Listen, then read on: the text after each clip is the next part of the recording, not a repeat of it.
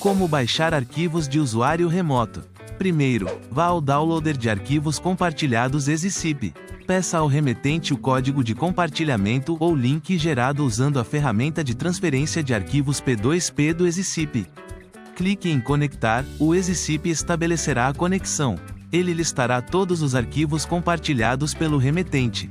Você precisa primeiro interagir com o arquivo clicando no botão Visualizar ou Salvar. Depois clique em Baixar para começar a baixar os dados do arquivo. Agora você pode clicar em Visualizar para inspecionar o arquivo se disponível. Clique no botão Salvar para salvar os arquivos na sua unidade local. É assim tão fácil.